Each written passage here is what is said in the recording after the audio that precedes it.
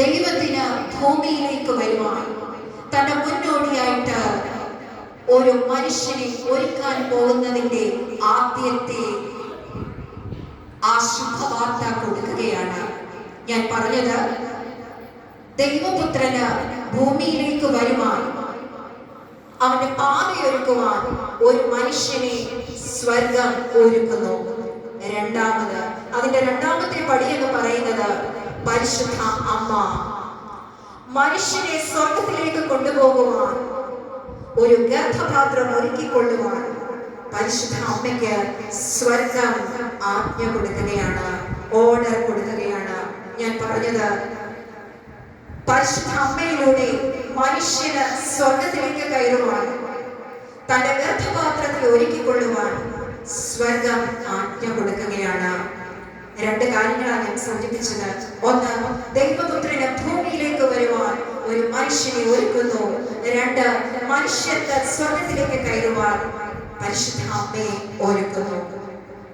ഇവിടെ താഴേക്ക് നമ്മൾ വായിക്കുമ്പോൾ ദൂതൻ സഖറിയ പുരോഹിതനോട് പറയുന്നു, സഖറിയാവേ, ഭയപ്പെടേണ്ട, നിന്റെ പ്രാർത്ഥന സ്വർഗം കേട്ടിരിക്കുന്നു. ആശയറ്റവന്റെ പ്രാർത്ഥനയ്ക്ക് ഉത്തരം നൽകുന്ന ഒരു സംഭവമാണ് ഇത്. മാലാഖമാരോട്, ആട്ടിടയന്മാരോട്, അത്ഭുത നക്ഷത്രവും മാലാഖമാരും ഈ സുവിശേഷം പറയുന്നതായിട്ട് നാം പിന്നീട് വായിക്കുന്നു. നിരാശയുടെ വക്കിൽ ഏകാന്തതയിൽ ഹൃദയം പൊളിഞ്ഞ രണ്ട് വ്യക്തികൾ. സഖറിയാവ് എന്ന വാക്കിന്റെ അർത്ഥം യാഹ്വേ റിമെമ്പേഴ്സ്, യഹോവ ഓർക്കുന്നു. എലിസബത്ത് എന്ന വാക്കിന്റെ അർത്ഥം ഗോഡ്സ് പ്രോമിസ്, ദൈവത്തിന്റെ വാഗ്ദാനം. പ്രിയമുള്ളവരെ, ഒന്ന് ചിന്തിച്ചു നോക്കുക. ദൈവം കൂട്ടിവരുത്തിയ ഒരു പിതാവ്, പുരോഹിതനായ പിതാവ്, ആ പ്രിയപ്പെട്ട കൊച്ചമ്മയും രണ്ടുപേരും ചേർന്നപ്പോൾ ആ വാക്കിന്റെ അർത്ഥം അവിടെ പൂർണ്ണമാകുകയാണ്. പിതാവായ ദൈവം തന്റെ വാഗ്ദാനം ഓർത്തു. പിതാവായ ദൈവം തന്റെ വാഗ്ദാനം ഓർത്തു. അത് എലിസബത്തിലേക്ക് ആ വാഗ്ദാനം കടന്നു വരികയാണ്. അങ്ങനെയാണ് ദൈവത്തിന്റെ കരുണയായി, ദൈവത്തിന്റെ ദാനമായി ആ ഉദരത്തിൽ യോഹന്നാൻ എന്ന സ്നാപകൻ, നാസീർ വ്രതക്കാരൻ രൂപപ്പെടുന്നത്. ഹൃദയത്തിൽ നേരുന്ന വേദനയുണ്ട്, ചുറ്റുവട്ടത്തുള്ളവരുടെ നിന്ദയും പരിഹാസവുമുണ്ട്. ഇനിയും അസാധ്യമെന്ന് സഖറിയാവും എലിസബത്തും കരുതി. അവിടെയാണ് അസാധ്യതകളുടെ നടുവിൽ ദൈവം പ്രവർത്തിച്ചത്. ഈ ഭാരങ്ങളൊക്കെ ഉണ്ടെങ്കിലും തന്റെ പൗരോഹിത്യ ശുശ്രൂഷ ഏറ്റവും കൃത്യതയോടെ നിർവഹിച്ച ഒരു പുരോഹിതൻ. ഇവിടെ 3 പ്രാർത്ഥനകൾ നമുക്ക് കാണാം. ഒന്ന്, ഞാനിങ്ങനെ വിചാരിക്കുന്നു, സഖറിയാവ് ബലിപീഠത്തിൽ തന്റെ ഹൃദയത്തിന്റെ വേദന പകർന്നിട്ടുണ്ട്. സഖറിയാവിന്റെ പേഴ്സണൽ പ്രയർ, തന്റെ പിന്നിൽ നിൽക്കുന്ന ദൈവജനത്തിന്റെ പാപപരിഹാരത്തിനായിട്ട് അദ്ദേഹം ആ ബലിപീഠത്തിൽ അവർക്ക് വേണ്ടി ദൈവത്തോട് പ്രാർത്ഥിക്കുന്നു. പുറത്തു നിൽക്കുന്ന ജനം അവരുടെ ഹൃദയങ്ങളിൽ നിന്ന് റോമാ സാമ്രാജ്യത്തിന്റെ ക്രൂരതകൾ ഏറ്റുവാങ്ങിക്കൊണ്ട് നീറുന്ന ഒരു ജനത അവരുടെ ഹൃദയഭാരം പ്രാർത്ഥനയായി ഉയർത്തുന്നു. 3 പ്രാർത്ഥനകൾ. സഖറിയാവിന്റെ personal prayer. Next one is the priest prayer. സഖറിയാവിന്റെ പുരോഹിതന്റെ പ്രാർത്ഥന. 3, പീപ്പിൾസ് പ്രയർ, ജനത്തിന്റെ പ്രാർത്ഥന. അങ്ങനെ ആ ഒരു സമൂഹം ഒന്നായിട്ട് ദൈവസന്നിധിയിൽ സമർപ്പിച്ചപ്പോൾ ദൈവത്തിന്റെ ദൂതൻ ബലിപീഠത്തിൽ പ്രത്യക്ഷപ്പെടുകയാണ്. ഏത് പ്രതിസന്ധിയിലും ദൈവത്തെ മുറുകെ പിടിച്ചുകൊള്ളണം. ആശയറ്റെടുത്ത് ദൈവം പ്രവർത്തിക്കും എന്നുള്ളതാണ് ഈ വൃദ്ധനായ പുരോഹിതൻ നമ്മെ കാണിച്ചു തരുന്നത്. ഒരു യഥാർത്ഥ ദൈവ പൈതലിന്റെ ആത്മീക ബോധം നമ്മൾക്ക് സഖറിയ പുരോഹിതനിൽ കാണാനായിട്ട് പറ്റും. ഇത് തന്നെയല്ലേ ഇയ്യോബും നമ്മളെ പഠിപ്പിക്കുന്നത്. പ്രതികൂലങ്ങൾ ആഞ്ഞടിച്ചപ്പോഴും ഇയ്യോബ് തമ്പുരാനെതിരെ ഒരു വാക്കുപോലും മറുത്ത് സംസാരിച്ചതായിട്ട് നാം കാണുന്നില്ല. ഇയ്യോബിന്റെ പുസ്തകത്തിൽ പറയുന്നുണ്ട്, അവിടുന്ന് പാപം ചെയ്യുകയോ ദൈവത്തിനെതിരെ ഭോഷ്ഠത്വം സംസാരിക്കുകയോ ചെയ്തില്ല. തന്റെ ഭാര്യ തന്നോട് മുറിവുറുത്തുമ്പോഴും അവളെ ശാസിക്കുകയാണ് ഇയ്യോബ് ചെയ്തത്. ഇയ്യോബിന് അറിയാമായിരുന്നു പിതാവായ ദൈവം തന്നെ കൈവിടില്ല എനിക്ക് കൈത്താങ്ങായിട്ട് എന്റെ ദൈവം ഉണ്ടാകും എന്ന് അദ്ദേഹം വിശ്വസിച്ചു. ഇവിടെ നമ്മൾക്ക് കാണാൻ പറ്റുന്ന പ്രധാനപ്പെട്ട 3 കാര്യങ്ങൾ: മടുത്തു പോകാതെ പ്രാർത്ഥിക്കുക, തളരാതെ പ്രത്യാശയുള്ളവരായിരിക്കുക, മനസ്സു മടുക്കാതെ കാത്തിരിക്കുക.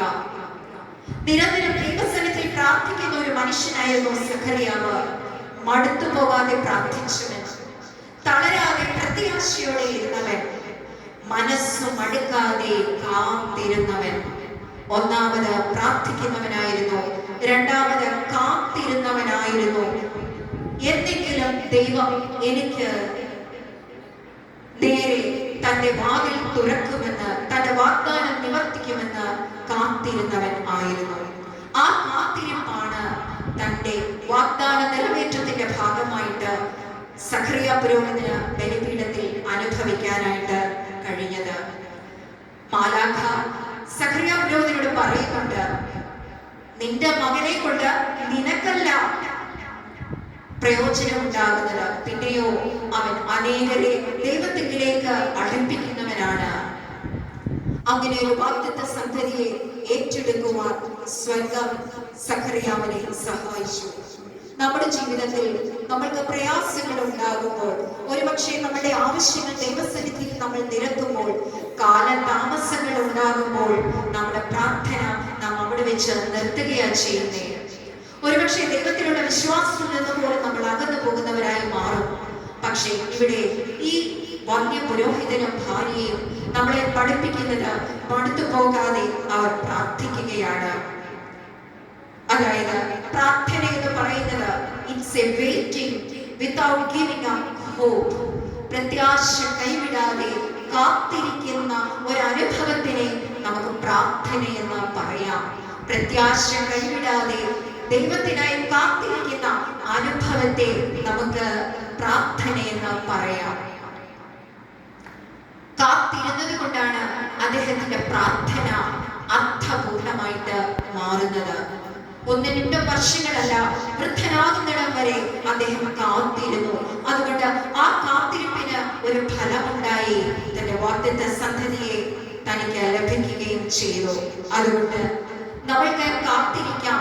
ദൈവം നമ്മുടെ ആവശ്യങ്ങളെ അറിയുന്നവനാണ്. ഒരുപക്ഷെ രോഗമാകട്ടെ, സാമ്പത്തിക പ്രതിസന്ധിയാകട്ടെ, കടഭാരങ്ങളാകട്ടെ, മറ്റുള്ളവരോട് പറയാൻ പറ്റാത്ത നീറുന്ന വേദനയാകട്ടെ, അവന്റെ മുന്നിൽ പ്രാർത്ഥനയോടെ ഏലിയാവ് കാർമൽ മലയുടെ ഉയരങ്ങളിൽ തന്റെ മുട്ടുകൾക്കിടയിൽ തല കുനിച്ചുകൊണ്ട് പ്രാർത്ഥിച്ചു. അതുപോലെ നമുക്ക് നമ്മുടെ പ്രതിസന്ധിയുടെ മുന്നിൽ തളർന്നു പോകാതെ അവിശ്വാസ വീരനായ ഏലിയാവിനെ പോലെ പ്രാർത്ഥിക്കണം. മടുത്തു പോകാതെ പ്രാർത്ഥിക്കണം. കർഷകൻ വിത്ത് വിതച്ചിട്ട് മഴയ്ക്കായി കാത്തിരിക്കും. വേഴാമ്പൽ അല്പ വെള്ളത്തിനായി മഴയ്ക്കായിട്ട് കാത്തിരിക്കും. ഈ ക്ഷമയോടെയുള്ള കാത്തിരിപ്പിന്റെ അവസാനം സന്തോഷവും സമാധാനവും ആനന്ദവുമാണ്. അപ്രകാരം തന്റെ ജീവിതത്തിലെ ഏറ്റവും വലിയ പ്രതിസന്ധിയിൽ സഖറിയാവും എലിസബത്ത് എന്ന അമ്മയും പ്രാർത്ഥനയോടെ കാത്തിരുന്ന് ആ കാത്തിരിപ്പിന്റെ അവസാനം അവർക്ക് അവരുടെ ജീവിതത്തിലേക്ക് കർത്താവിന്റെ പാതയൊരുക്കുന്ന, കർത്താവിന്റെ മുന്നോടിയായ നാസീർ വ്രതക്കാരനായ ആ സ്നാപക യോഹന്നാനെ കിട്ടുകയാണ്. പ്രിയമുള്ളവരെ, എന്റെ വാക്കുകൾ ഞാനിവിടെ അവസാനിപ്പിക്കുകയാണ്. സഭ കാത്തിരിക്കുന്ന ഒരു സമൂഹമാണ്. സഭ കാത്തിരിക്കുന്ന ഒരു സമൂഹമാണ്. ആർക്കായിട്ടാണ് നാം കാത്തിരിക്കേണ്ടത്? പിതാവാം ദൈവം തന്റെ പുത്രൻ തമ്പുരാനെ ഭൂമിയിലേക്ക് അയച്ചു. തന്റെ രക്ഷകത്വം പൂർത്തിയാക്കി അവിടുന്ന് തിരികെ പിതാവിന്റെ അടുക്കിലെത്തി. ഇനിയും അവൻ 2ാമത് വരും. എന്തിനാണ് വരുന്നത്? മണവാട്ടിയായ തന്റെ സഭയെ ചേർത്തുകൊള്ളുവാനാണ്. ആ മണവാട്ടിയായ സഭയെ ചേർത്തുകൊള്ളുവാനായി അവൻ വാനമേഘങ്ങളിൽ, ആകാശമേഘങ്ങളിൽ കോടാനുകോടി ദൂതരുമായി എഴുന്നള്ളുന്നത് കാത്തിരിക്കേണ്ടവരാണ്. അതിനുള്ള നിയോഗം അർപ്പിക്കപ്പെട്ടവരാണ് ഞാനും നിങ്ങളും അടങ്ങുന്ന സമൂഹം.